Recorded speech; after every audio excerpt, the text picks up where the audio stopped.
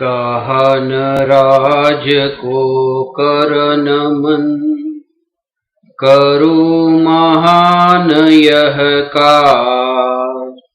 आत्मज्ञान की प्राप्ति है, मंगलमय सुख साज, मंगलमय सुख साज।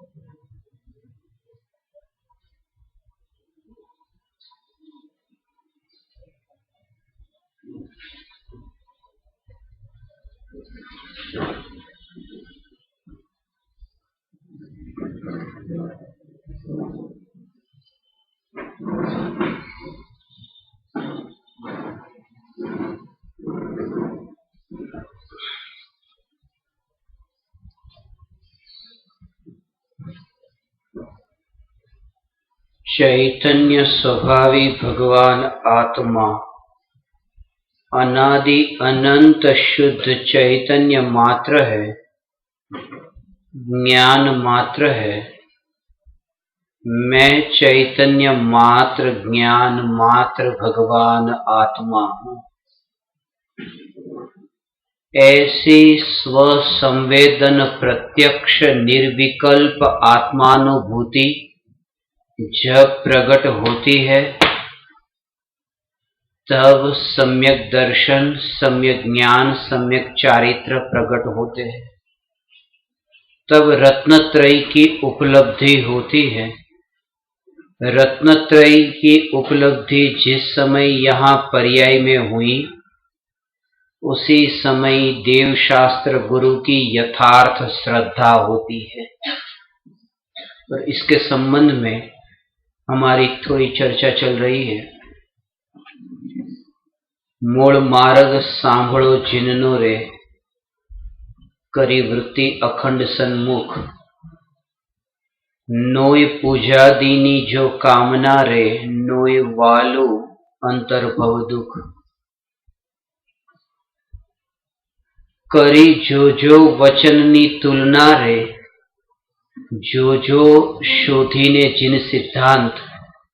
मात्र कहवू परमार्थ हेतु थी रे, कोई पामे मुमुक्षु बात।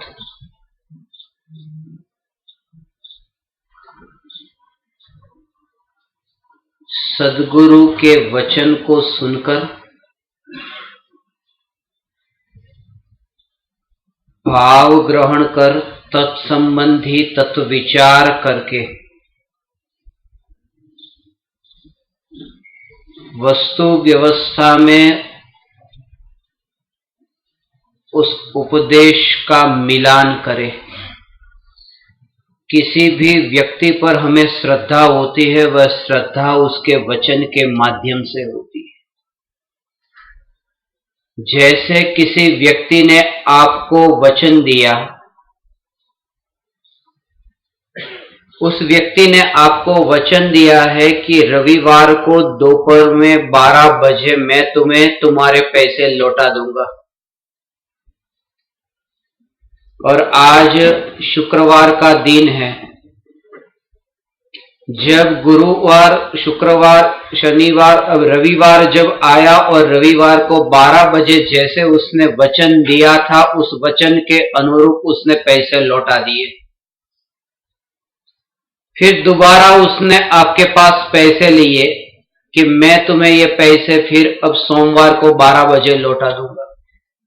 तब आपको उस व्यक्ति के प्रति एक श्रद्धा है कि वह व्यक्ति मुझे सोमवार को 12 बजे पैसे लौटा देगा, क्योंकि भूतकाल का अनुभव है कि 12 बजे उसने लौटाए हैं।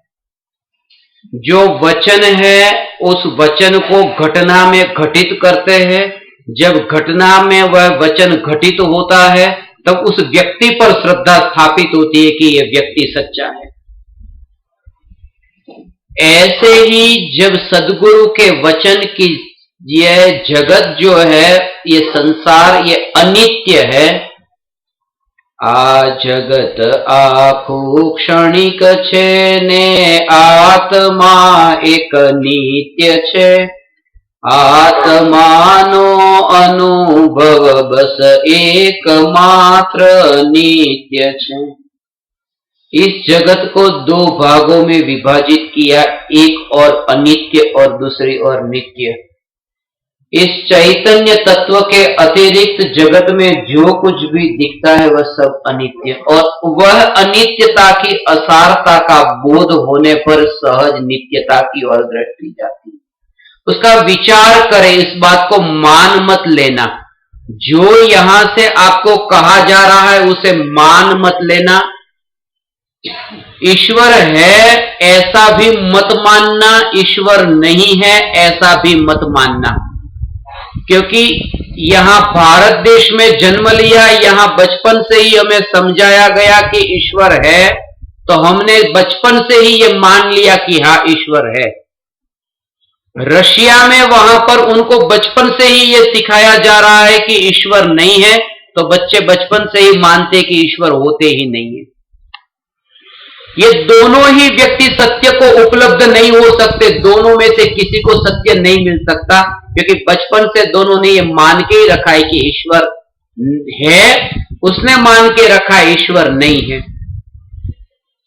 ईश्वर की प्राप्ति उसे होती है जो कहता है अभी मुझे कुछ पता नहीं है, ईश्वर है या नहीं है, मैं विचार करूं, और उस विचार के बल पर अंतर में गुरु की वाणी का विचार हो, और उस विचार के बल पर उस सत्य तक पहुंचा जा सकता है।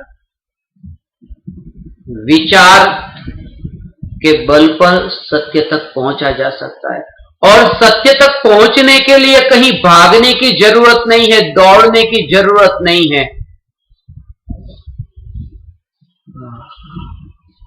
दुनिया में आजकल यही हो रहा है, आत्मा की बात को सुनकर लोग आत्मा को पाने के लिए दौड़ रहे हैं। जैसे धन को पाने के लिए एक दौड़ लगी है, ऐसे ही आत्मा को पाने की भी एक दौड़ लगी है।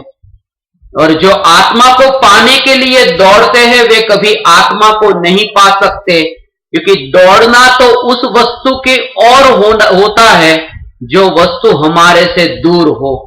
जो दूर हो उसकी ओर दौड़ना पड़ता है। मैं स्वयं आत्मा हूं, दौड़ने की कहीं जरूरत ही नहीं है, मैं स्वयं आत्मा हूं। मैंने एक कहानी सुनी, एक व्यक्ति शराब पीकर अपने घर के पास में किसी से पूछ रहा था कि मुझे अपने घर जाना है, घर का रास्ता दिखाओ। किसी सज्जन ने उसे अपने घर के दरवाजे पे उसे छोड़ दिया कि देखो ये तुम्हारा घर है। दरवाजा खटखटाया, अंदर से मां ने दरवाजा खोला, फिर भी ये व्यक्ति यही कहता है कि मुझे मेरे घर पहुंचा दो, मुझे मेरे घर पहुंचा दो, मुझे मां से मिलना है, मेरी बूढ़ी मां मेरा इंतजार कर रही है। वो सभी लोगों से यही कहता है कि मुझे मेहरबानी कर, मुझे मेरे घर पहुंचा दो, मेरे घर पहुंचा दो। तब एक व्यक्ति ने उसे कहा चलो, उसका हाथ पकड़ा और कहा कि चलो बैठो इस बैलगाड़ी में, चलो मैं तुम्हें अपने घर ले जाता हूं, तुम्हें तुम्हारे घर जाना है, मैं तुम्हें तुम्हारे घर तक लेके जाता हूं। वो व्यक्ति जो बैलगाड़ी में बिठाकर लेके जा रहा है वो कहीं पर भी लेके जाएगा, इतना पक्का है कि उसके घर पर लेकर नहीं जाएगा, क्योंकि घर पर तो वो था ही, उसे कहीं भी लेके जाए वो घर से दूर ही जा रहा है। जब भी हम कहीं पर भी आत्मा को पाने के लिए जाते हैं तब आत्मा की ओर नहीं जाते, आत्मा से दूर जाते, क्योंकि आत्मा देह रूपी देवल में है। और इसीलिए हमें हमारे बनाए हुए मंदिर में परमात्मा खोजने में आनंद आता है। प्रकृति का बना हुआ ये जो मंदिर है उसमें साक्षात परमात्मा है, उसे भूल करके देव ये जो चार दीवार में वो मूर्ति में परमात्मा को खोजने में हमें ज्यादा रुचि है, आनंद आता है। उसका कारण है कि वो मंदिर हमारा बनाया हुआ है, ये प्रकृति की सहज व्यवस्था है, उसमें हमारा कर्तापना पुष्ट होता है। ये साक्षात थोड़े दिन पहले ही एक जगह गए थे, गुजरात में ही अंकलेश्वर। वहां एक मूर्ति है, तो किसी ने कहा था 2000 वर्ष पुरानी है, किसी ने कहा 2500 वर्ष पुरानी है। कितनी महिमा आती है कि 2000 वर्ष पुरानी, 3000 वर्ष पुरानी। कभी आपको यह विचार आया कि देह रूपी देवल में जो ये परमात्मा की साक्षात मूर्ति अनादि काल की है, कभी महिमा ही नहीं आती। ये साक्षात जो अनादि अनंत ध्रुव, इससे पुराना कोई नहीं, इससे पुराना कोई नहीं।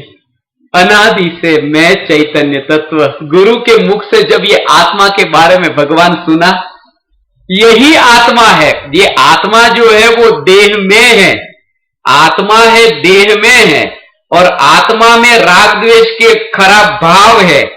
आत्मा जहां देह में है उससे भी निराला है, और आत्मा में जो राग द्वेष के भाव है उससे भी वो निराला है। वह आत्मा है। जो आम है, जिसे हम कहते हैं आम है, वह आम का ऊपर का एक छिलका होता है। हम जब बाजार से आम खरीद कर लेके आते कहते हैं ये आम है, मगर घर पर आते ही हम उस छिलके को अलग कर देते हैं, क्योंकि वो छिलका है वह भी आम नहीं है, ये छिलका भी आम नहीं है, और गुठली जो अंदर है वो भी आम नहीं है। आम तो वही है जो आम है। ऐसे ही ये देह जो छिलका वह भी आत्मा नहीं है, और राग द्वेष के ये गुठली वह भी आत्मा नहीं है। आत्मा तो आत्मा है, और उस आत्मा के रस का, वो चैतन्य रस का ज्ञानी को प्रति समय वहां वेदन है। ऐसा है। और ये चैतन्य आम है, उस आम को छोड़कर किसी लोगों की आदत होती है, कुछ कुछ लोग ऐसे हैं जिनको वो छिलके को चूसने की और गुठली को चूसने की ही आदत होती है। वो आम को बाद में खाते हैं, पहले वो छिलका और गुठली। हमारी ये हालत है कि हम देह और राग द्वेष के भाव में ही मजा लेना चाहते हैं, ये आत्मा को छोड़कर। जो साक्षात आत्मा, ये साक्षात आत्मा है, वो चैतन्य मात्र है। और इसलिए ये वचन जो ज्ञानी कहते हैं, ज्ञानी के वचन की तुलना हो। ज्ञानी के मुख से निकलने वाले वचन से आत्मा की अनुभूति नहीं होती, क्योंकि ज्ञानी के मुख से जो वचन निकलता है उसमें आत्मा व्यक्त हो ही नहीं सकता, वो अनुभूति व्यक्त नहीं हो सकती। इतनी चर्चा हो सकती है कि किस कारण से हम अनुभूति से वंचित रह गए हैं। अनुभूति क्या है वह तो होगी, वही जानता है। गूंगे के गुड़ जैसी वह स्थिति। सागर अंदर में उछलता है, ऐसा वह आनंद का सागर अंदर में उछलता है। आत्मा की अनुभूति होती है। पूर्व में कभी आज तक ऐसा आनंद प्रकट नहीं हुआ, ऐसी निराकुलता रूप ऐसा आनंद उस अनुभूति की पर्याय में प्रकट होता है। गुरु के वचन से सिर्फ इतना होता है कि गुरु के वचन आत्मा के संबंध में अनुमान कराने के लिए कार्यकारी है, अनुभव स्वयं का होता है। जैसे बेटे ने पिताजी को पूछा कि पिताजी वाघ कैसा होता है, तो पिताजी ने कहा बेटा जिसके 4 पैर होते हैं, पूंछ होती है, मूंछ होती है, वह वाघ होता है। अब ये जो वर्णन किया कि जो पट्टे पट्टे वाला ऐसा होता है वो वाघ होता है, मगर बेटे को समझ में नहीं आ रहा था। तभी ऐसा हुआ कि वहां एक बिल्ली निकली और पिताजी ने कहा कि देख बेटा ऐसा वाघ होता है, मगर ये बिल्ली छोटी है, वो बड़ा होता है। ये इतनी खतरनाक नहीं है, वो खतरनाक होता है। ये बिल्ली के माध्यम से पिताजी ने बेटे के विचारों में वाघ का एक रूप है वो तैयार किया है कि वाघ कैसा होता है। बेटा ये सुन सुनकर एक अनुमान लगाता है कि वाघ ऐसा होता है, वाघ ऐसा होता है। जैसे कोई पिता बेटे के कपड़े लेने के लिए दुकान पर जाए और दुकानदार से कहे कि 10 साल के बच्चे के लिए कपड़े दो, दुकानदार कहे कितना बड़ा है, बोले हाइट तो पता नहीं है, कितनी लंबाई बता नहीं। तभी एक 10 साल का बच्चा वहां से निकला। दुकानदार ने पूछा क्या ऐसा है? पिताजी ने कहा नहीं, उससे थोड़ा लंबा है। तभी कोई दूसरा निकला, ऐसा है नहीं, उससे तो थोड़ा छोटा है। ये ग्राहक दुकानदार के विचार में अपने बेटे के रूप संबंध में एक रूप तैयार कर रहा है, एक अनुमान तैयार कर रहा है। ऐसे ही गुरु आत्मा के संबंध में अनुमान कराते हैं कि आत्मा ऐसा है। जैसे पिता ने कहा कि वाघ ऐसा होता है, बस इतना। एक बार ऐसा हुआ कि बेटा और पिताजी दोनों ही किसी प्राणी संग्रहालय में गए और वहां पर बेटे ने देखा और बेटे ने कहा देखो पिताजी वाघ है। तो ये वाघ है, वो जो अनुभव हुआ वो अनुभव पिताजी ने नहीं कराया, अनुभव बेटे ने स्वयं ने किया। तब पिताजी ने कहा सिर्फ इतना कि हाँ बेटा ये वाघ है। पिताजी सिर्फ मोहर लगाते हैं। जब गुरु के मुख से आत्मा के संबंध में सुना, आत्म स्वरूप में स्थिर होते ही आत्मा का अनुभव हुआ। और जब गुरु से कहा कि ये अनुभव ऐसा हुआ, गुरु सिर्फ मोहर लगाते कि बस वही आत्मा है, वही आत्मा है। इसलिए गुरु की आवश्यकता है। ये गुरु के मुख से निकलने वाले वचन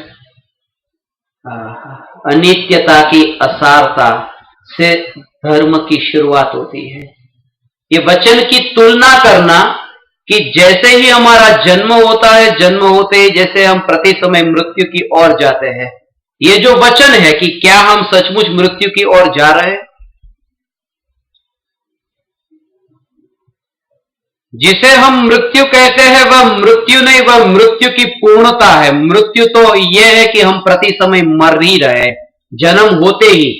यदि 100 साल किसी को जीना है, 1 साल उसकी हो चुकी, 1% उसकी मौत हो चुकी, 2% मौत हो चुकी। हम हर पल मर रहे। जिसे हम मृत्यु कहते हैं वो मृत्यु नहीं, वो मृत्यु हो ही रही थी, उसकी पूर्णता है। वो मृत्यु पूरी तरह से हो गई। मरना प्रतिपल हो रहा है, मृत्यु की ओर ही जा रहा है। और इसलिए जरथोस के जीवन की यह घटना है कि जरथोस का जन्म हुआ, वो हंसा था और किसी ने उसे पूछा कि तू हंसा क्यों? कि मुझे हंसी इसलिए आई थी कि जब मेरा, वैसे तो बच्चे जन्म होता है तब रोते हैं, बच्चे रोते हैं। जैसे अब्दुल कलाम ने एक जगह लिखा है ना कि जीवन में एक ही दिन ऐसा होता है जब बच्चा रोता है और मां हंसती है। वो दिन है कि जब बच्चे का जन्म होता है। पूरी जिंदगी में एक ही दिन ऐसा है कि बच्चा रोता हो और मां हंसती हो। बाकी तो बच्चा रोए और मां कैसे हंस सकती है? मगर जरथोस नहीं रोए, वो हंसे। जब उनको पूछा कि क्यों हंसे, तो उन्होंने कहा कि जब मेरा जन्म हुआ तब लोग बैंड बाजे बजा रहे थे और ये देख करके मुझे इतनी हंसी आ रही थी कि मैं मृत्यु की ओर जा रहा हूं और ये बैंड बाजे बजा रहे हैं। और मैं मौत की ओर जा रहा हूं, क्योंकि मौत तो तभी शुरू हो गई जब जन्म। इसलिए एक कहानी सुनी थी एक राजा की, जो राजा को सुबह 4 बजे सपना आया। सपने में मौत ने आके खबर दी कि मैं आ रही हूं सुबह 4 बजे, 24 घंटे का समय बाकी है। अब सुबह 4 बजे सपना आया और राजा की नींद खुल गई। इधर उधर देखा, कोई नहीं, मगर वो मौत जिसने संदेश दे दिया है कि बस 24 घंटे बाकी है, मैं आ रही हूं। और हम जैसे मानते हैं, राजा भी वही मानते थे कि जो सुबह सुबह जो सपना आता है वो तो सच ही होता है। ऐसा होता नहीं, मगर वो राजा ऐसा मानते हैं कि सुबह 4 बजे सपना आया तो सच ही होगा, मगर नहीं। तो उन्होंने क्या किया कि राज्य में जो बड़े बड़े पंडित थे, पंडित को बुलाया और पंडित को कहा कि इसका अर्थ मुझे बताओ कि अब क्या किया जाए, कि मौत ने कहा है 24 घंटे बाद आ रही हूं।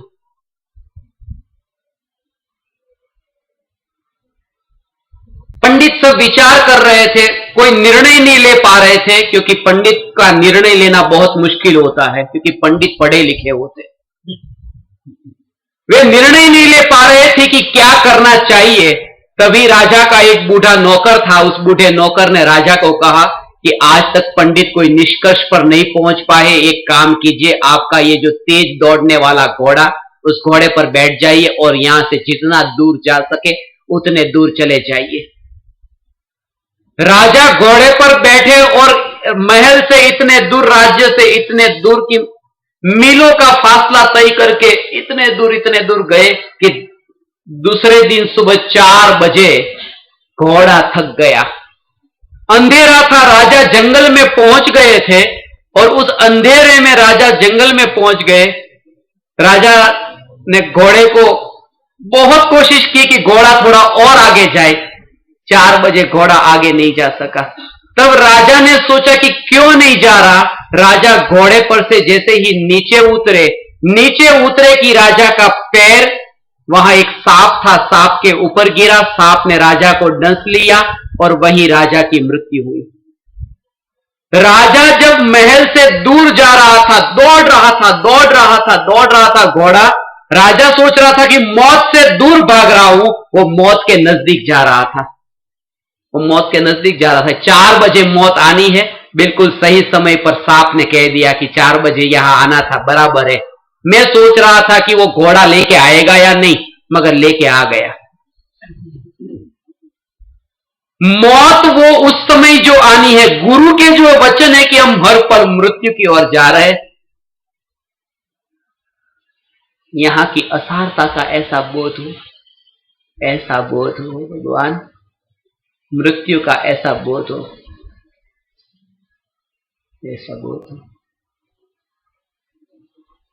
सहज ऐसे विचार भी सहज ऐसे,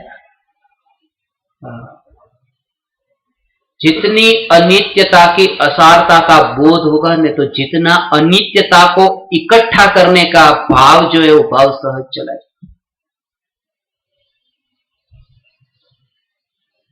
अनित्यता की असारता, गुरु के जो वचन है उस वचन की तुलना करना, क्या सचमुच ऐसा है, जगत में ऐसा है, उसे घटित करे, विचार करे, योग्य है तो स्वीकार करे, योग्य न लगे तो स्वीकार न करे, मगर पहले सुने और ऐसे सुने कि अपने अपने जो अंतर के जो विकल्प है, पूरी जो मान्यता उसे निकालकर, आग्रह को छोड़कर, अहंकार को छोड़कर उस वाणी को सुने तो वाणी सुनी हुई वहां पर अंतर में उतर सकती है। जैन फकीर रंजाइनी के जीवन की यह घटना है। रंजाइनी एक पहाड़ की, पर्वत की टोच पर, वहां पर उसकी झोपड़ी थी। उसके पास में एक व्यक्ति ज्ञान लेने के लिए आया कि गुरुजी के पास में ज्ञान लेने जाता हूं और मैंने नाम सुना है कि रंजाइनी बहुत प्रसिद्ध प्रख्यात है। वहां जाके ही उन्होंने कहा कि आप मुझे बताइए कि क्या ईश्वर है, मैं ईश्वर के संबंध में जानने के लिए आया हूं। रंजाइनी ने कहा आओ बैठो थोड़ी देर, पहाड़ चढ़ के आए हो, पसीने से लथपथ हो रहे हो, एक काम करो थोड़ी देर बैठो, मैं चाय बना के तुम्हारे लिए लेके आता हूं।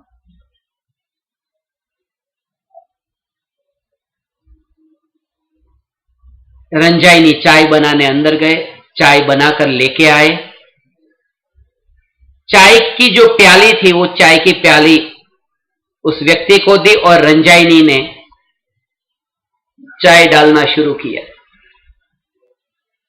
वो जो प्याली थी वो बिल्कुल भर गई, फिर भी रंजाइनी ने चाय डालना चालू ही रखा। उस व्यक्ति ने कहा क्या कर रहे हो, ये पूरी भर गई है, भरी हुई प्याली में अब चाय और कैसे डालोगे। रंजाइनी ने कहा मैंने जितना सोचा था उतने तो मूर्ख तुम नहीं हो, इतनी तो समझ है कि यदि प्याली भरी हो तो उसमें और चाय नहीं डाली जा सकती।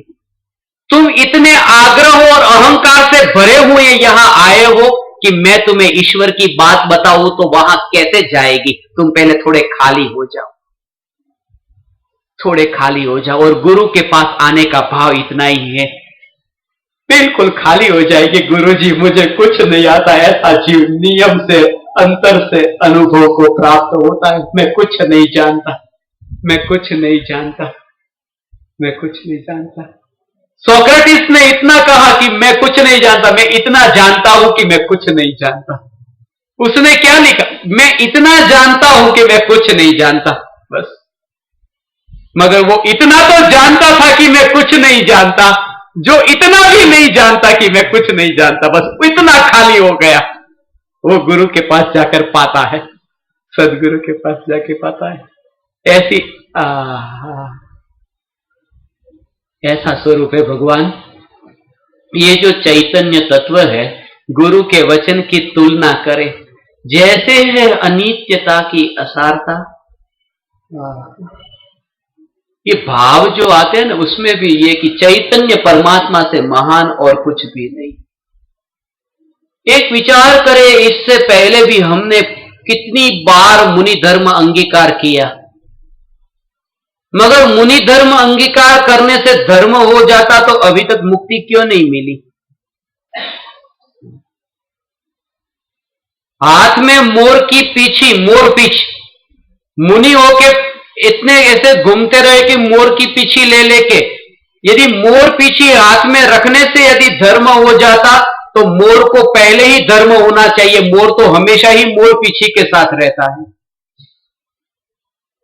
यदि चुपचाप बैठ जाने से ही यदि धर्म होता कि मैं बोलूंगा ही नहीं सुबह से शाम तक, यदि न बोलने से धर्म हो जाता तो ये वनस्पति, ये पेड़ पौधे को मोक्ष हो जाना चाहिए। वे बोलते नहीं, उनके वचन नहीं होते। यदि वस्त्र छोड़ने से मोक्ष मिल जाता तो सभी पशुओं को मोक्ष मिल जाना चाहिए था। यदि सुबह जल्दी उठने से ही यदि मोक्ष मिल जाता तो मुर्गे को जल्दी मोक्ष हो जाना चाहिए। वे तो सबको उठाते हैं कुकड़े कुक करके। एक ही बात कि देह की किसी भी क्रिया से धर्म नहीं, अंतर में ये बोध प्रकट हुआ, मैं चैतन्य मात्र, बस तब से ही धर्म की शुरुआत हुई।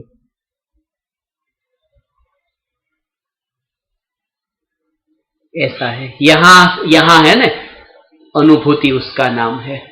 यहां से कहीं भागे नहीं। ये चार दीवार जो है, चार दीवार में बंद है। यदि यहां से वन में गए तो वन में जाकर के भी, पहाड़ के अंदर गुफा में बैठेंगे, गुफा भी वो दीवार ही है। जैसे ये मिट्टी है, गुफा भी है, वो भी मिट्टी है, तो है मिट्टी ही है और कुछ भी नहीं। जगह बदल दी, वहां पर भी वही हालत, क्योंकि आदमी वही है। यदि आपने नियम कर लिया कि मैं कल से 5 बजे उठूंगा, 5 बजे उठेंगे तो भी क्या करेंगे? जो 7 बजे उठ के करते थे वो 5 बजे करेंगे, क्योंकि आप तो वही है ना। आप कहां बदल गए? जो व्यक्ति स्वयं बदल जाता है, बस फिर वो कभी भी उठे उसका बदलना, क्योंकि वो स्वयं बदल गया है। हम घर को छोड़े गुफा में जाए, धर्म प्रकट नहीं होता। धर्म वह है, हजारों की भीड़ में उनके बीच में रहकर अकेलेपने की अनुभूति, मैं अकेला, मेरा यहां कोई नहीं, ऐसी अनुभूति। भले हजारों की भीड़ हो, वो भीड़ के बीच में इतने निरालापन, इतना निरालापन हो, मगर उसमें ऐसा, जैसे एक पिता है, उसका बेटा है 20 साल का, पहली बार मुंबई जा रहा है अहमदाबाद से, और स्टेशन पर छोड़ने गए पिताजी। अब जनरल डिब्बे में जाना था, टिकट का रिजर्वेशन वो कुछ था नहीं, और आप तो जानते हैं जनरल डिब्बे की क्या हालत होती है। तो पिताजी ने बेटे को कहा कि बेटा चल अंदर जा, मुंबई जाना है ना। हाँ। बेटा पूछता है पिताजी कहां जाऊं, जगह है ही नहीं। पिताजी ने कहा बेटा जगह बनानी पड़ेगी। ऐसा धक्का दिया, बेटा अंदर गया। पीछे के साइड में जो दरवाजा वो बंद था, इधर का दरवाजा बंद हो गया। पिता ने सोचा बेटा मुंबई पहुंच जाएगा। अब अंदर गया है तो मुंबई पहुंचेगा। घर आए पिताजी, घर आके सोफे पर उदास उदास ऐसे बैठे हैं। पत्नी ने पूछा इतने उदास क्यों हो? उन्होंने कहा क्या कहूं, बेटा पहली बार मुंबई गया, अकेला गया, और इतनी भीड़ में गया कि मुझसे देखा नहीं गया। तो पत्नी कहती है ऐसी बात कैसे कर रहे हो कि अकेला गया और इतनी भीड़ में गया? इतनी भीड़ थी ना साथ में, अकेला कहां गया? बस वो भाव जो है ना कि भले भीड़ वहां हो मगर उसमें मेरा कोई नहीं, वो अकेला है। वो अकेले का भाव ये है, अकेले का भाव ये है। भीड़ के बीच में एक अकेली निराली चैतन्य की अनुभूति, उस अनुभूति का नाम भगवान आत्मानुभूति है। उस अनुभूति का नाम आत्मानुभूति है। भीड़ के बीच में भी एक निरालेपने की अनुभूति कि मैं यहां कहीं पर भी नहीं हूं, मैं यहां कहीं भी नहीं हूं। ऐसी निराली चैतन्य की एक ध्रुव मात्र चैतन्य की अनुभूति की मैं यहाँ थी कि नहीं हूं, और उस अनुभूति अनित्यता की असारता के बल पर वह नित्यता की यात्रा। भगवान जैसे ही पता चला कि ये देह जो है, इस देह के परमाणु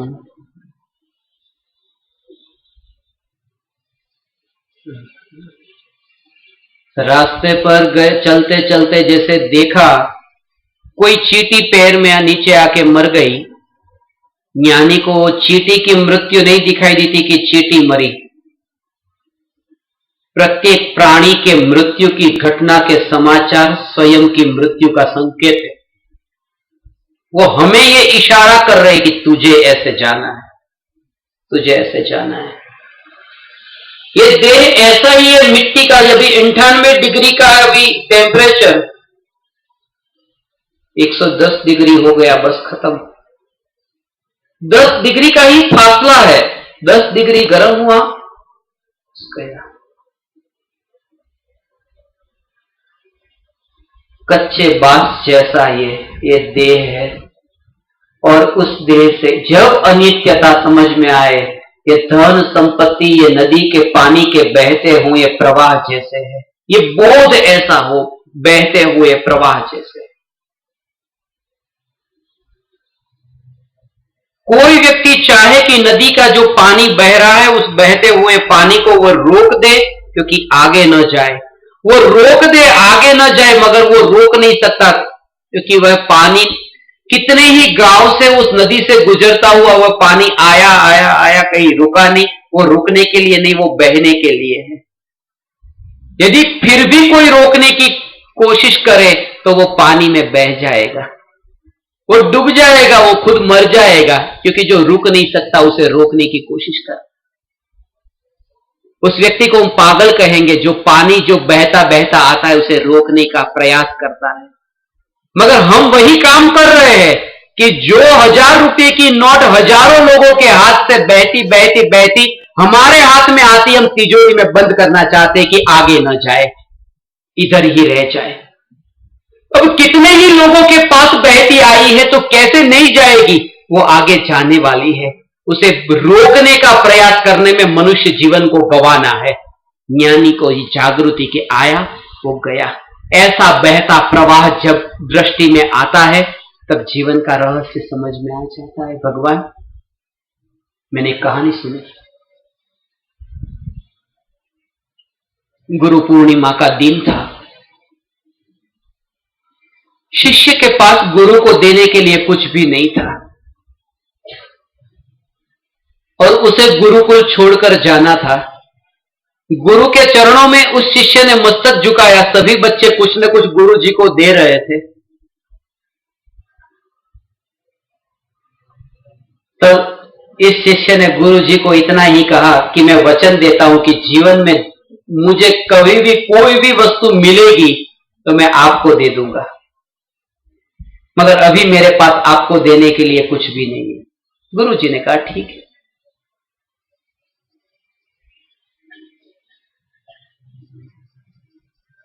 और एक दिन की घटना है,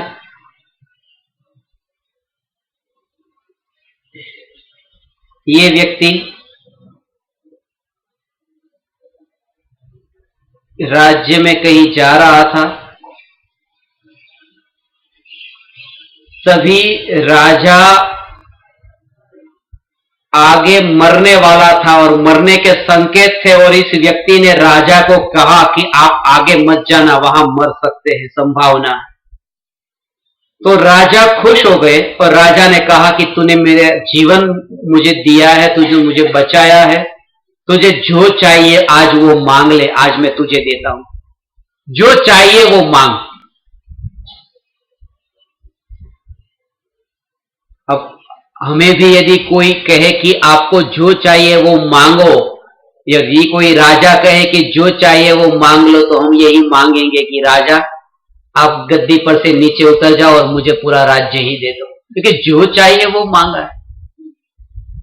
शिष्य इतना खुश हो गया कि अरे जो चाहिए वो मांगने के लिए कहा है, तो उन्होंने भी यही मांगा कि जितना साम्राज्य वैभव, ये जितना आपका है सब मुझे दे दो, ये सब मुझे दे दो।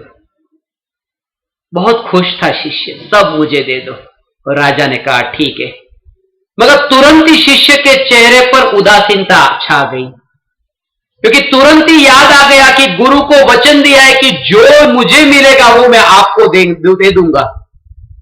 तो पता चला कि जो एक हाथ से आ रहा है वो दूसरे हाथ से जाने वाला है, उसमें आनंद मनाने जैसा है क्या? बस ये बोध हो गया, आनंद ही नहीं आता अनित्यता में, जो भी आए आता है वो जाता है। ऐसा बोध गुरु के वचन से कि इन परमाणु को मैं पहचानूंगा भी नहीं। इसलिए यहां जो मृत्यु होगी, यहां बैठे हैं, वो जाना अनजाना होने का जो भाव है, उस भाव को गहराई से समझ लेना।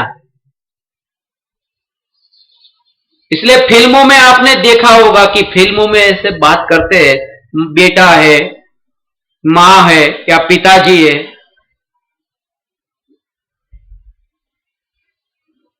पिता को गोली लगी है, किसी ने गोली मारी, गोली लगी, आखिरी सांसें ले रहा है, पिता आखिरी सांस ले रहा है और बेटे को कहता है कि वो जो है ना जिसने गोली मारी, उसने हमारा बहुत बिगाड़ा और उसने मुझे गोली मारी। बेटा बेटा तू उसे छोड़ना मत, उसका बदला लेना, छोड़ना मत। आंख बंद हो गई, गया अगले भाव में। छोड़ना मत ये भाव लेकर क्या लेके गया यहां से? जब पता चले ना कि अगले पल में, अगले समय में मौत आगे है, हमें ऐसा है कि है कभी है, मगर तत्क्षण ऐसी जागृति नहीं है, ऐसी जागृति नहीं है। प्रवचन हॉल में प्रवेश करने के बाद यहां से बाहर जाने के लिए भी ऐसा नहीं है। ऐसी जागृति कहां है कि सुबह वस्त्र पहने तब जागृति रहे? एक दिन ऐसा नहीं जाता कि सुबह कपड़े जब पहने तब ये अंतर में एक जागृति न आए कि ये कपड़े परिवारजन आज उतारेंगे, मौत होगी शमशान ले जाएंगे, परिवारजन पहनते वक्त मुझे उतारना नहीं, परिवारजन उतारेंगे। और वो अनित्यता जब ऐसा सुगाने, तब कहीं पर भी वैर विरोध के भाव जगत में नहीं रहते भगवान। ऐसा सुन गुरु के जो ये वचन है कि अनित्यता की असारता और नित्य की महानता, उस वचन का विचार करना, मान मत लेना, जगत में घटित करना क्या ये वचन सच है? करी जो वचन नी तुलना रे, जो शोधी ने जिन सिद्धांत, जिनेन्द्र भगवान द्वारा प्ररूपित जो सिद्धांत है, वे सिद्धांत भी उन्होंने बनाए नहीं है, बताए हैं, बनाए नहीं।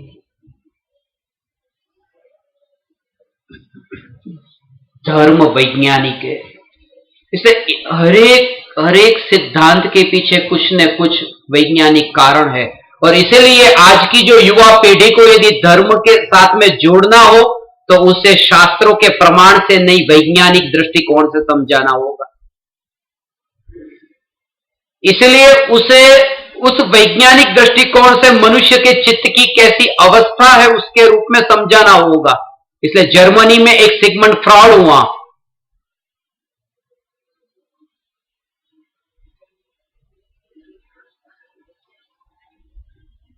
उसकी बहुत किताबें, साइकोलॉजी पर बहुत किताबें बाहर में पड़ी है। रात को भोजन नहीं करना, हम कह देते हैं बेटे को रात को खाना मत खाना, मगर आज का बच्चा वो रात को खाना क्यों नहीं खाना वो पूछता है। हम कहते हैं रत्नकर्ण श्रावकाचार में लिखा, नहीं सुनेगा। ये सिद्धांत वैज्ञानिक है कि रात को खाना खाते, रात के समय जब सूर्यास्त होता है तब सूर्यास्त के बाद ये जो वातावरण है, वातावरण में ऑक्सीजन की मात्रा कम हो जाती है। पेट में जो आहार जाता है उस आहार को पचाने के लिए जो ऑक्सीजन चाहिए इतना होता नहीं है, जिसके कारण जो नहीं पचता है वो आहार सीधा ही विचार को असर करता है। जैसे कभी कभी आपको कब्जियत हो जाए तो सिर दर्द होने लगता है, विचार वायु। तो वैज्ञानिक दृष्टिकोण से कि हमें आत्मा की साधना करनी है, इसीलिए वो रात को भोजन करने का मना किया। वो उसमें आत्म साधना का पहला जोर था, और जीवों की रक्षा ठीक है वो भी हो जाए। वरना कोई लोग कहते, आज की युवा पीढ़ी यही कहेगी कि महावीर भगवान के जमाने में लाइट नहीं थी, इसलिए भगवान ने कहा रात्रि भोजन मत करो। अभी तो लाइट आ गई है, अब रात्रि को दिखता है कि कौन जीव अंदर थाली में गिरता है। मगर महावीर भगवान को पता नहीं था कि 2500 वर्ष बाद केवल ज्ञान में नहीं जाना था, लाइट आ जाएगी। तो क्यों नहीं कहा कि 2500 बाद छूटे चलो। मगर ये बच्चा नहीं, उसे वैज्ञानिक दृष्टिकोण से। और परदेश में जो मैं जहां जहां गए वहां उनको इस तरह से कि ये रात्रि भोजन का कारण ये है। अब हम आज अष्टमी और चतुर्दशी को नहीं खाना, उसका मूल कारण यह है कि चंद्रमा का और पानी का संबंध है। इसलिए अष्टमी और चतुर्दशी का समुद्र के साथ में संबंध है। वो कहते हैं ना पूर्णिमा, चतुर्दशी और अष्टमी उसका पानी के साथ में संबंध है। हमारे शरीर में 70% से अधिक पानी की मात्रा है, और जब यहां भी एक सागर है, जब वहां अष्टमी चतुर्दशी है तब यहां भी पानी उछलता है जैसे वहां समुद्र में उछलता है। वनस्पति जो हरी वनस्पति है उसमें पानी की मात्रा ज्यादा होती है कठोल की अपेक्षा, और पहले से ही पानी उछल रहा है, और उछलने वाले पानी वाली जो वनस्पति खाकर और पेट में उछाला हो, चित्त को असर होती है, तत्व विचार में बाधा होती है। इसलिए हरी सब्जी मत खाना। यह वैज्ञानिक कारण है, हर एक चीज के पीछे जो सिद्धांत है। और आज की युवा पीढ़ी को एक बार, युवाओं के लिए एक बार लेके आइए, दोबारा वो आएंगे, उसकी जिम्मेदारी हमारी है। एक बार बिठाइए जवानों को, क्यों नहीं आते? आपके बेटे होंगे, बेटे के बेटे होंगे। आज की युवा पीढ़ी प्रश्न पूछती है, क्या आत्मा है ना? दूसरी बार क्यों पूछता है? पहले तो बताया था, खत्म। प्रश्न का ही गर्भपात कर देते हैं, मार ही देते हैं उठने से पहले ही। इसलिए कृपा जितना प्रश्न हो बस जितने, इसलिए आज प्रश्न का जो सेशन रखा है रात को, इसी कारण से जितने प्रश्न हो, जिज्ञासा उठे, उत्कंठा जगे।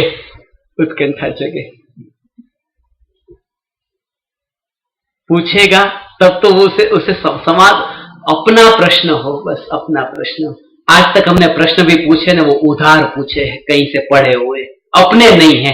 अपने प्रश्न हो और जवाब भी गुरु का होगा तो काम में नहीं आएगा, जवाब भी अपना चाहिए। गुरु का जो जवाब है वो तो निमित्त है, बाकी वो जवाब अंदर से आता है, उसका एक रहस्य है।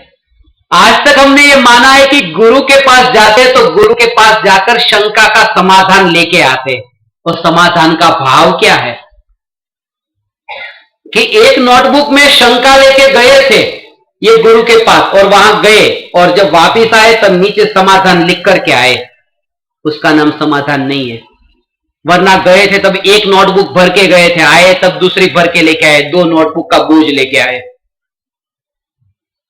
बात ऐसी है कि गुरु के पास जब जाते हैं शंका लेकर, वाणी सुनते हैं, जो शंका का आवरण था वो आवरण वहां छूट जाता है, और स्वभाव की प्राप्ति करके वो वापस लौटता है। कुछ ऐसा स्वभाव है अंदर चैतन्य।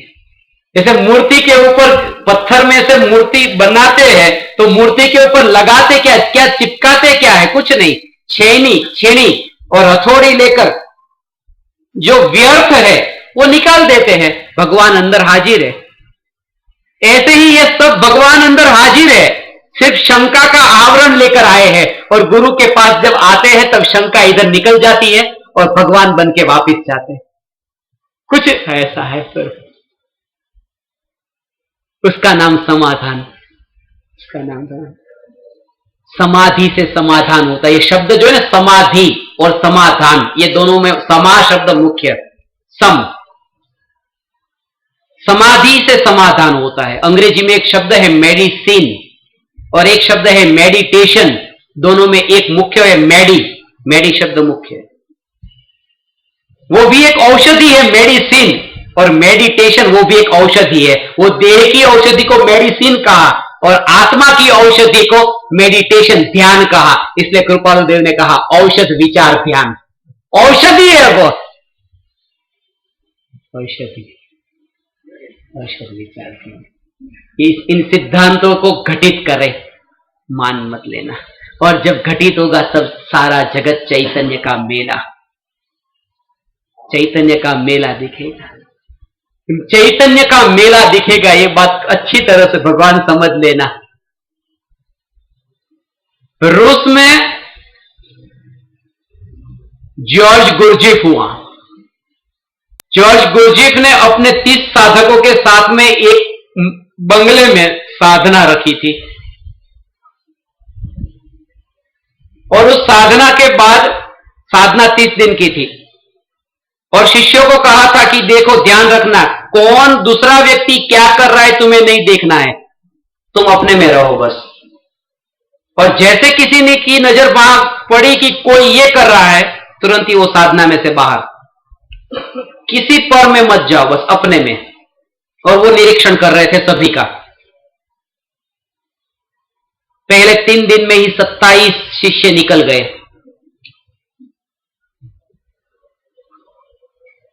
27 शिष्य निकल गए, और सबसे अंत में जब 3 दिन बचे तब एक शिष्य बाकी रहा, और अंत में 30 दिन के बाद में वो अंत में एक ही शिष्य रहा जिसने गुरजुफ के साहित्य को यूरोप में बहुत फैलाया। उसका नाम था पीडी ऑस्पेंस्की। पीडी ऑस्पेंस्की को लेकर के गुरजीफ बाजार में गए 30 दिन की साधना के बाद, और गुरजीफ ने पीडी को पूछा कि बताओ ये क्या लग रहा है। तो ऑस्पेंस्की ने बताया कि ये जो मैं देख रहा हूं एक पागल का मेला देख रहा हूं, ये लोग इधर से उधर, इधर से, ये पागल का मेला दिखाई दे रहा है बस। ये गुरजीफ का शिष्य साधना करके बाहर निकलता है तो बाजार में जहां देखता है वहां पागल ही पागल दिखते, ये क्या कर रहे हैं। और कृपालु देव का शिष्य जब साधना के बाद सफल होकर बाहर आता है और बाजार में जहां देखता है उसे पूछते क्या दिखता है, कि परमात्मा का मेला दिखता है। हमें कोई पागल नहीं दिखता भगवान, हम तो जहां देखे वहां चैतन्य परमात्मा का मेला दिखता है। कैसे देखे किसी को पागल के रूप में, कैसे देखे किसी को पर्याय के रूप में, जहां देखे वहां परमात्मा दिखाई देता है। ये कृपालु देव, ये सिद्धांत को घटित करना, मान मत लेना, विचार करना, और योग्य लगे तो स्वीकार करना, ऐसा मेरा कहना है। आप अपनी तरफ से विचार करना, मत मान लेना इस बात को भी, मत मान लेना, क्योंकि किसी को जबरदस्ती नहीं मनवाया जा सकता, इसलिए कहा कि मत मान लेना। यदि कहने से यदि आप मान लेते तो कहता कि मानो, मगर वो जो श्रद्धा अंदर से प्रकट होती वो कहने से थोड़ी होती। वरना भगवान के समोसन में भगवान सभी को कहते मानो मानो मानो मानो, मगर माना किसने? 6 महीने 8 समय में 608 जीव ही मोक्ष जाते हैं, उतने ही मानते हैं। जिसका काल पकता है ना वे ही मानते हैं, बाकी तो तर्क करेंगे, वितर्क करेंगे, कुतर्क करेंगे। ज्ञानी कहते हैं हमें तर्क नहीं करना, क्योंकि तर्क से जीत तो हो जाती है परंतु तर्क से प्राप्ति नहीं होती है। और अब हमें जीतना नहीं है, हमें कुछ पाना है, हमें जीतना नहीं है। इसलिए हाथ जोड़ करके ही रखना, ठीक है भाई तुम आगे हम पीछे। इसलिए चाइना में लाओसे हुआ, लाओसे ने कहा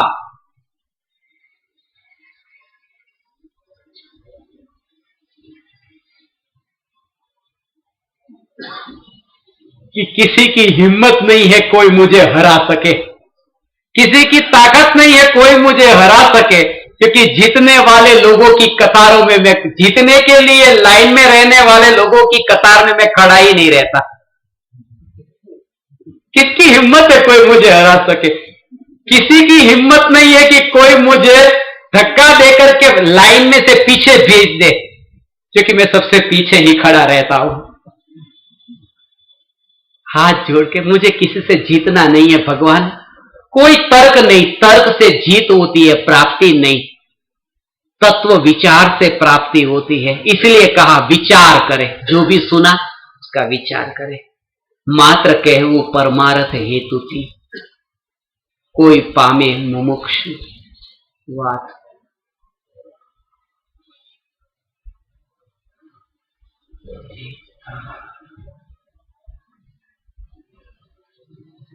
ऐसा सहज भाव आता है, सहज कि सभी जीव इस परमार्थ को प्राप्त करें, सभी जीव प्राप्त। तीर्थंकर प्रकृति का जो बंध होता है वो ऐसे होता है, सभी जीव तीर्थंकर, मगर जिन्हें तीर्थंकर प्रकृति का बंध हो, इस भावना सभी जीव प्राप्त करें। इन्हें समझाना है, इन्हें समझाना है, समझाने का भाव आता है। कोई चाइनीज है, उसे चाइनीज मैंडेरिन में समझाने का भाव आता है, मगर मैंडेरिन आती नहीं है तो समझाए कैसे। मगर भाव है, यदि मैंडेरिन आती तो मैं उन्हें समझाता।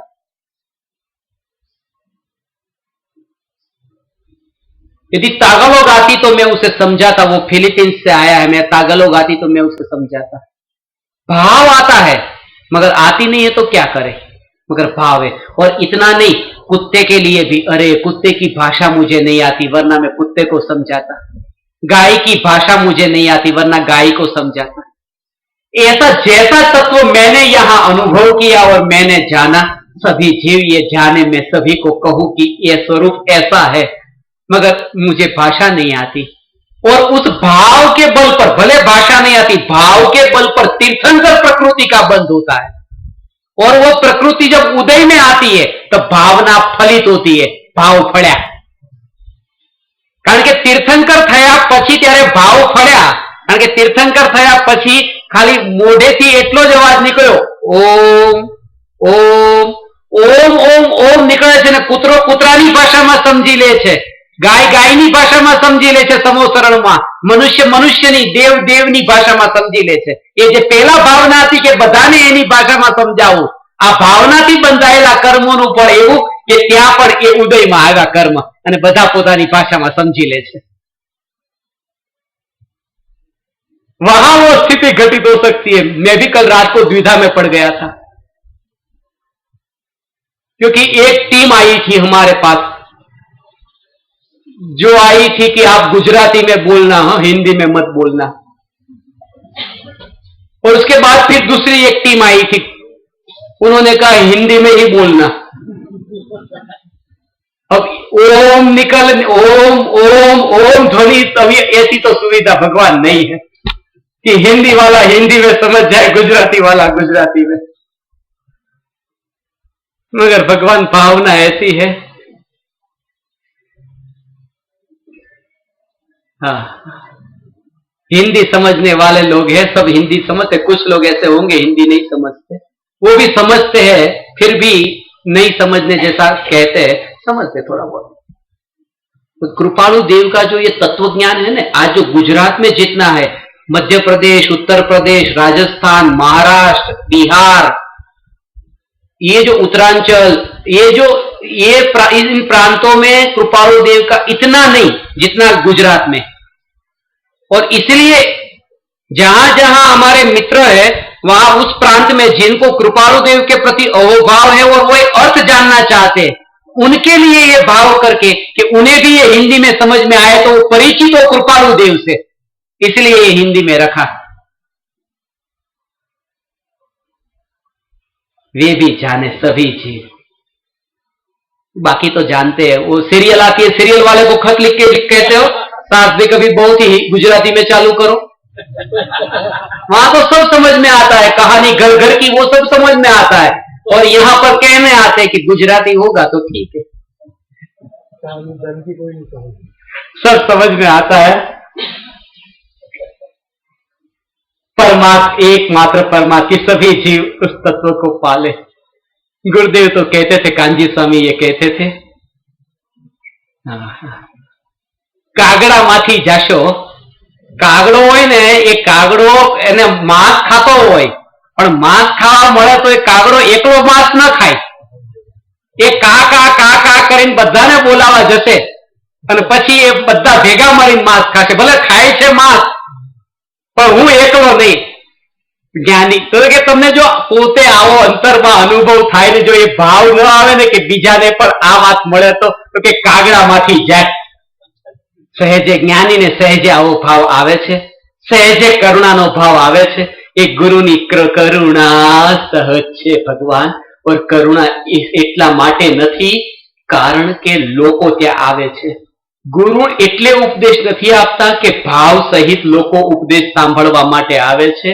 ગુરુ ઉપદેશ આપે છે કારણ કે ગુરુ સ્વયં કરુણામય થઈ ગયા છે. કઈ લેવા દેવા નથી કોણ ભાવથી આવ્યો ને કોણ વગર ભાવે આવ્યો. પોતે જ કરુણામય. એક ગુલાબનું ફૂલ છે જેમાંથી સુગંધ વહી રહી છે. એ ગુલાબના ફૂલથી સુગંધ વહી રહી છે, કોઈ પાસેથી નીકળે છે એના માટે એ સુગંધ વહાવે છે એમ નહીં. એ પોતે જ સુગંધમય છે. બસ કોઈ નીકળે કે ન નીકળે, એને સૂંઘે કે ન સૂંઘે, પોતે જ સુગંધમય છે. એ પોતે એનો સ્વભાવ જ એવો છે. અને ગુરુ એ છે પોતે જ કરુણામય છે. કોઈ આવે તો પણ, કોઈ ન આવે તો પણ પોતે કરુણામય છે. એને બીજા કોઈ સાથે કોઈ લેવા દેવા નથી. पामे मुमुक्षु।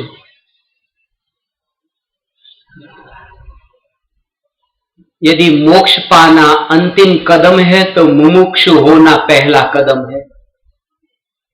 मुमुक्षु मुंचति मोक्ष इति मुमुक्षु। जे मोक्ष ने इच्छे छे ते मुमुक्षु छे। अने मोक्ष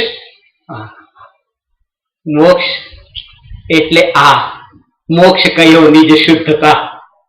भाव ये बोले मोक्ष कयो निज शुद्धता। इस चैतन्य को राग से और देह से भिन्न ऐसा जो शुद्ध स्वरूप बस वही।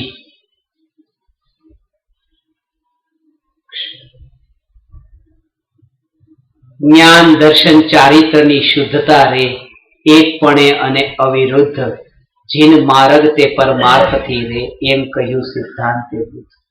इसमें बहुत गहन रहस्य है। ये जो ज्ञान दर्शन चारित्र की जो शुद्धता है उसका रहस्य बहुत गहरा है। और इस रहस्य के बल पर ही कृपालु देव की अंतर परिणति की निर्मलता अब समझ में आ सकती है। ये जो ज्ञान दर्शन चारित्र का जो कार्य है ना, समय सार की 17वीं और 18वीं गाथा में ये बात लिखी है कि जैसे इसमें क्या लिखा है, ज्ञान दर्शन चारित्र। पहला लिखा है ज्ञान, दूसरा दर्शन, तीसरा चारित्र। और हम क्या कहते हैं, सम्यक दर्शन, सम्यक ज्ञान, सम्यक चारित्र। तो पहले दर्शन लिया ना, सम्यक दर्शन, सम्यक ज्ञान, सम्यक चारित्र। तत्वार्थ सूत्र का पहला ही सूत्र सम्यक दर्शन ज्ञान चारित्राणि मोक्ष मार्ग। तो ये जो सम्यक दर्शन, सम्यक ज्ञान, सम्यक चारित्र, और यहां लिया ज्ञान दर्शन और चारित्र, इसमें रहस्य है। क्योंकि ज्ञान के ऊपर श्रद्धा होती है इसलिए ज्ञान पहले लिया। जैसे कोई पुरुष राजा को जाने, पहले जाने, जैसे कोई पुरुष राजा को जाने कि ये राजा है, जैसे कोई पुरुष जो राजा जाना उसको माने कि सचमुच ये राजा ही है और फिर उस राजा की सेवा करे, ये चारित्र। राजा को जाने, राजा को माने और राजा की सेवा करे तो उसे राजा से लाभ होता है। ऐसे ही कोई जीव राजा को जाने, जीव राजा को माने और जीव राजा में ही स्थिर हो जाए चारित्र, तो वो अतीन्द्रिय सुख को प्राप्त होता है। ये उसका भाव, ज्ञान दर्शन चारित्र का कहने का भाव ये है। और खास बात ये कि जब तक नहीं जाना ने तब तक कोई अहोभाव नहीं गुरु का। अभी जो कृपालु देव का अहोभाव है ना, वो नहीं है। वो क्यों नहीं है वो भी समझ लेना। वो अहोभाव नहीं है। जैसे पिताजी है, पिताजी ने बेटे को एक खिलौना लाके दिया। अब वो खिलौना जो है वो रिमोट कंट्रोल से चलता है। वो कैसे चलता है उस खिलौने के बारे में कुछ पता ही नहीं है। बच्चे को कुछ पता नहीं है। बच्चे को उस खिलौने का कोई अनुभव नहीं है। खिलौना वहां पर रखा और पिताजी ने दिया परंतु जब बेटे ने वो खिलौना निकाला और रिमोट से फिर चलाया और उसने वो अनुभव किया, जो पिता के माध्यम से जो वस्तु मिली, और मिली हुई वस्तु का जब बेटे को अनुभव हुआ कि पिता ने ये वाली वस्तु मुझे दी, कितनी अच्छी, तब उसे पिता की महिमा आती है, पिता के प्रति अहोभाव आता है, पिताजी बहुत बहुत आभार, आपने मुझे ये वस्तु दी, क्योंकि उसका अनुभव उसे हुआ। सिर्फ पैकेट लाके रखते तो बेटे को पिता की महिमा नहीं आती।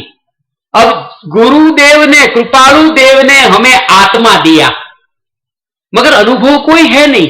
जब यहां अनुभव हुआ तब यह जाना, हो आत्मा ऐसा ऐसा जब अनुभव हुआ तब यह महिमा है कि कृपालु देव आपने मुझे वह आत्मा, शिव प्रभु चरण कने धरू आत्मा थी सौहीन, ते तो प्रभु ये आप ही हो वर्तु चरणाधीन। ये जब अनुभव में आया तब ये जाना कि तब महिमा सच्ची आई कि क्या दिया। अब तो हमें पता ही नहीं है, अभी तो पता ही नहीं है कि क्या दिया है, और हाथ जोड़ते हैं। ये सिर्फ परंपरा से जोड़ना हुआ, सच्चा नहीं हुआ। निराश करना नहीं चाहता हूं, मगर आपका एक कदम और आगे बढ़े, इसलिए भगवान आपको यह कहा और आगे बढ़े। ये श्रद्धा गुरु की श्रद्धा नहीं है। जब यहां चैतन्य निश्चय सम्यक दर्शन स्वरूप प्रकट होता है, तब गुरु की श्रद्धा को व्यवहार सम्यक दर्शन कहते हैं। निश्चय के बिना व्यवहार नहीं होता है, निश्चय के बिना व्यवहार नहीं होता है। निश्चय प्रकट होता है, वहां व्यवहार होता है।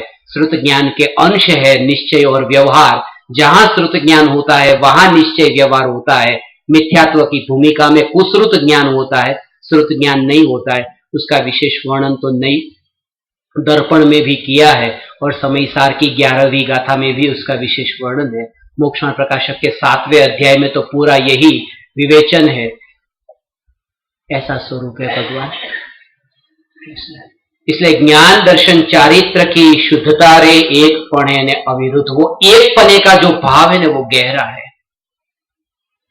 ज्ञान में जिसको जाना, श्रद्धा उसमें एकत्व स्थापित करती, यही मैं, और चारित्र की पर्याय उसमें स्थिर होती है। अपनापन, वो जिसे जाना उसमें अपनापन। जैसे महिला होती है, दुकान में जाती है साड़ी लेने के लिए, साड़ी दुकानदार ने दिखाई, साड़ी देखी, अभी खरीद नहीं ली, पैसे नहीं चुकाए, मगर साड़ी अभी दी, अच्छी लगी, बस ये साड़ी लेना है। फिर दूसरी महिला आई, अभी साड़ी ली थी, यहां रखी है, दूसरी महिला आई, उसने हाथ लगाया, हे बहन जी वो मत लीजिए, वो हमने ले ली है, पैसे भी नहीं दिए मगर वो ले ली है, बस अब ये मेरी हो गई। अभी वहीं पे ही पड़ी है, कहीं गई नहीं, मगर अब ये मेरी।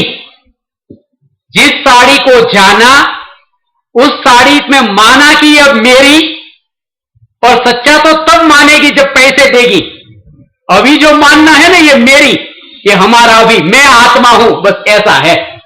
वो साड़ी खरीद नहीं ली, सिर्फ कहा कि ये मेरी है, ले ली है। ऐसे हमने गुरु को कहा, गुरुजी मैंने आत्मा ले लिया है, अभी नहीं लिया। जब पैसे चुकाए तब लिया, और जब पहने साड़ी, वो चारित्र में। ऐसे ही जब आत्मा में स्थिर हो जाए, लीन हो जाए, वह चारित्र है। वो तीनों की जो एकता है, वो निर्विकल्प अनुभूति है। सम्यक दर्शन आत्मा के श्रद्धा गुण की, सम्यक ज्ञान आत्मा के ज्ञान गुण की, सम्यक चारित्र आत्मा के चारित्र गुण के पर्याय है। और निर्विकल्प आत्मानुभूति अनंत गुणों की पर्याय अभेद एक रूप जब आत्मा में होती है, वो निर्विकल्प अनुभूति है।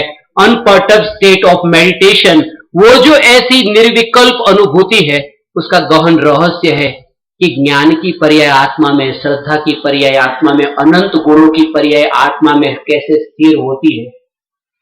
और उसका कृपालु देव ने यह भाव एक पणे अने अविरुद्ध, एक पणे अविरुद्ध होती है।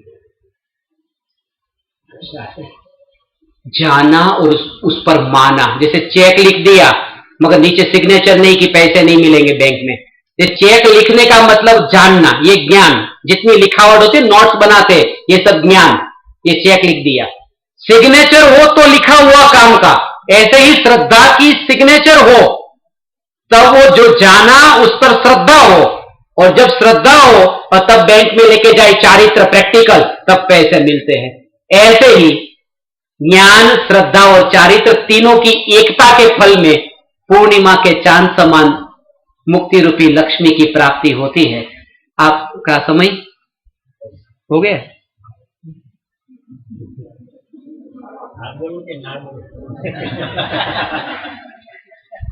ऐसा है भगवान, कल से हो सके तो एक कोशिश कीजिए, घड़ी में से सेल निकाल दीजिए। जानबूझ के ही वो 4:30 पे तक लिया, वो 4:20 का टाइम था ना खत्म करने का, 420 का वो टाइम भी मुझे ऐसा लगा 420। एक बात मुझे याद आएगी, कह देता हूं 2 मिनट और। किसी व्यक्ति ने मुझे पूछा था कि तीर्थंकर 24 क्यों होते हैं, तो उसको मैंने प्रश्न पूछा कि एक दिन में 24 घंटे ही क्यों होते हैं, पहले बताओ। गुरुवार के बाद शुक्रवार आता है, 24 घंटे बाद शुक्रवार के बाद शनिवार आता है, 24 घंटे बाद 24 घंटे क्यों होते हैं? होते हैं तो होते हैं। उसने कहा होते हैं तो होते हैं, वो तो नियम है, बस ऐसे 24 तीर्थंकर का नियम। मगर तीनों काल में 24 तीर्थंकर हो गए ना, तो 24 को यदि संख्या में लिखना हो ना, तीनों काल 3 डिजिट में, भूतकाल, वर्तमान और भविष्य, तो 24 के तो 2 डिजिट हो गए, 2 और 4, और 3 डिजिट में लिखना तो 0 to 4, 0 to 4 तीनों काल में 24 तीर्थंकर होते हैं, भूतकाल में, वर्तमान और भविष्य। 0 to 4 हमारा 0 to 4 में नंबर लगना चाहिए कि नहीं लगना चाहिए? जब कब लगेगा? जब 4 to 0 का काम बंद कर देंगे, 420 का काम बंद कर देंगे, तब 24 में नंबर लगेगा, 0 to 4 में नंबर लगेगा, जरूर लगेगा। आप सभी परमात्माओं ने एकाग्रता से ध्यानपूर्वक सुना। आपकी उस भावनाओं का मैं आदर करता हूं और आप परमात्माओं को मैं प्रणाम करता हूं। मेरे प्रणाम आप स्वीकार करें।